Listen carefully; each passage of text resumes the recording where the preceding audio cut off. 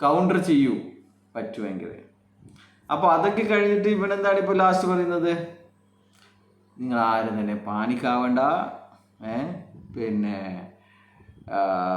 ഇനിയിപ്പോൾ നമ്മൾ തോറ്റുപോയി കഴിഞ്ഞാലും ഇനിയും നമുക്ക് നിയമ നടപടിയുമായിട്ട് പോയിട്ട് നമുക്ക് വാദിച്ച് നമുക്ക് നഷ്ടപ്പെട്ട പണം ഗവൺമെൻറ്റിലേക്ക് തിരിച്ചെടുക്കാനുള്ള വകുപ്പുണ്ട് എന്നാണ് പറയുന്നത്.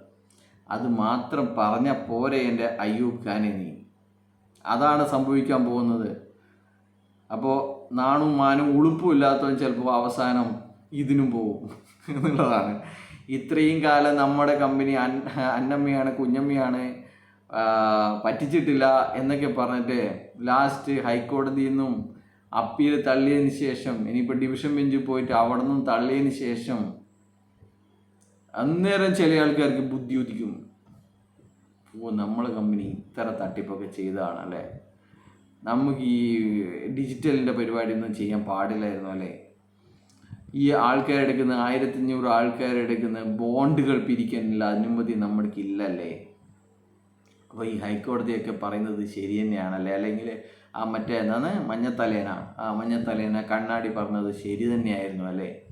എന്നാൽ പിന്നെ അവൻ പറയുന്ന പോലെ നമുക്ക് കേസിന് പോയാലോ, ഒരു FIR ഇടാൻ നോക്കിയാലോ എന്ന് നിങ്ങൾ അവസാനം പറയും. ഒരുപാട് ആൾക്കാർ ഇപ്പോൾ ഉള്ളതിൻ്റെയൊക്കെ എത്രയോ ഇരട്ടി ആൾക്കാർ, ആയിരക്കണക്കിന് ആൾക്കാർ FIR ഇടാൻ ശ്രമിക്കുമെന്നാണ് വെറും 2 മാസത്തിന് ശേഷം നമുക്ക് കാണാൻ സാധിക്കുക.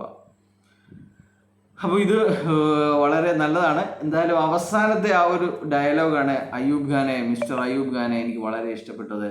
ആരും തന്നെ പാനിക്കാവേണ്ടതില്ല, നമ്മൾ ഈ കേസൊക്കെ തോറ്റുപോയി കഴിഞ്ഞാലും നിങ്ങളുടെ പൈസ പോവില്ല, നമുക്ക് നിയമ നടപടികളുമായിട്ട് മുന്നോട്ട് പോയി കഴിഞ്ഞാൽ ഗവൺമെൻറ് നിങ്ങൾക്ക് നിങ്ങളുടെ നഷ്ടപ്പെട്ട പണം തരും എന്നുള്ളത്. ഇത് മാത്രമേ നീ പറയണ്ടായിരുന്നുള്ളൂ, വെറുതെ എന്തിനാ ആൾക്കാരെ പിന്നെയും പറ്റിക്കുന്നത്. അപ്പോൾ എനിക്ക് തോന്നുന്നു ഇവൻ്റെ വീഡിയോയിലെ എല്ലാ കാര്യങ്ങളെക്കുറിച്ചും ഞാൻ പറഞ്ഞിട്ടുണ്ട്, എഴുതി വെച്ചൊന്നുമില്ല, ഞാൻ ജസ്റ്റ് ഒന്ന് അവൻ്റെ വീഡിയോ കേട്ടു, അങ്ങനെയാണ് പറയുന്നത്. എന്തായാലും കരിഞ്ജീരക കച്ചവടം വളരെ മോശമാണ് എന്നാണ് മനസ്സിലാക്കുന്നത്. കരിഞ്ജീരക കച്ചവടം വളരെ മോശമായതുകൊണ്ട് മാത്രമാണ് 3-ാം തീയതി വന്ന ആ ഒരു ജഡ്ജ്മെൻറ്റിന്, 3-ാം തീയതി നമ്മുടെയൊക്കെ കയ്യിൽ കിട്ടിയിരിക്കുന്ന ആ ഒരു ജഡ്ജ്മെൻറ്റിന് 5 ദിവസത്തിന് ശേഷം 8-ാം തീയതി ഇത്തരത്തിലുള്ള ന്യായീകരണ വീഡിയോ ആയിട്ട് നീ വന്നിരിക്കുന്നത്. അല്ലെങ്കിൽ ഏറ്റവും ആദ്യം ബഹുമാനപ്പെട്ട സുപ്രീം കോടതിക്ക് നന്ദി,